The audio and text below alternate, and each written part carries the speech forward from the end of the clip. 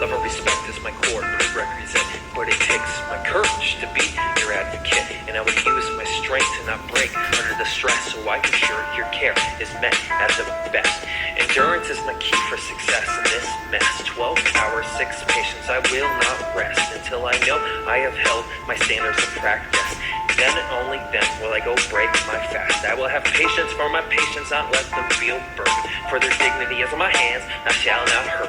Black, yellow, red, or white, skinny, fat, or wasted life. Baby or dog, beater, defender, or the prosecute. Catholic, Jew, gay or straight, Christian or Islamic, full of hate, 8 months. Jew or Capulet, diggy, junkie, or convict. Very old or very rich, man's poor or a witch. Whichever the case, whatever you are, I will not discriminate against who you are.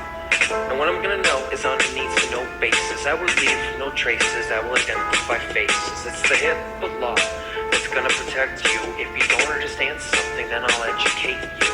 Because patient education is my prerogative. It's my responsibility to make sure you're cognitive, and that this teaching is only that which of a positive, and your response is only that of demonstrative. The difference between me and, say, an LPN is the occasion have I gone through to just be an RN. The credentials were essential to my grueling education. Competency of my degree allow me to fulfill my obligation. For example, I know how to use the nursing process to assess, diagnose, and implement care flawless. I promise to reset if symptoms ever begin to progress. But let me be cautious to confess, there may be some lost cess.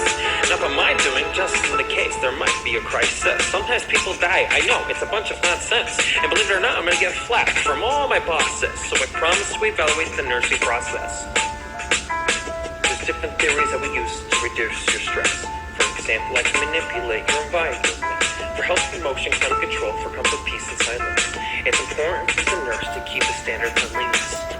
Infection control is at the top of my list. Nosocomial infections, I fight with my iron fist. I insist on an environment with all this cleanliness. It's for your quality of care, I will not be careless.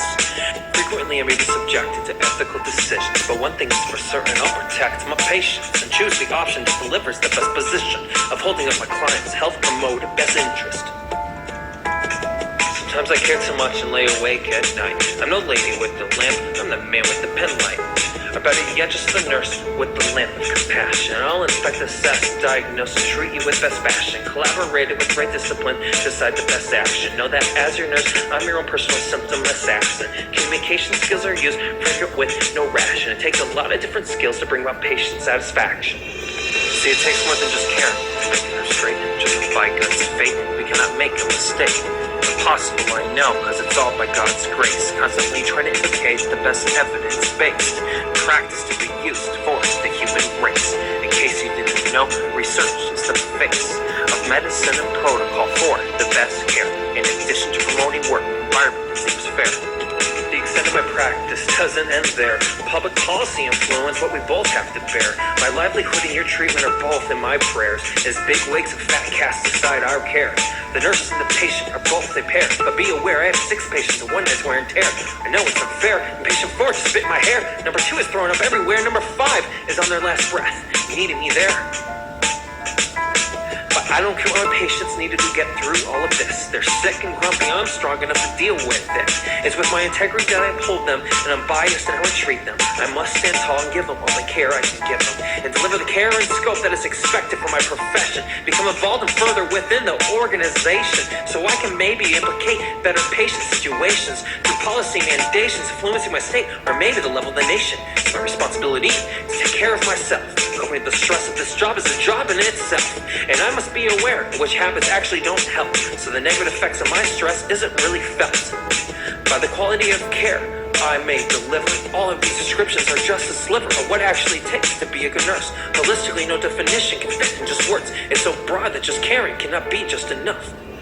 Imagine you got 5 ring call bells screaming at you at once. The patient just crashed in room 301. Nearly 6 hours from the shift, it's only 1:45. 6 more hours to go? Oh man, this might not be so much fun. These people are counting on me, I can't run. I refuse to run, this is my job. More than job, this is my career. Total chaos is what I trained for, I will have no fear. I'll care about my emotions later and serve my patients first. Because self-sacrifice is one of many keys that defines a nurse.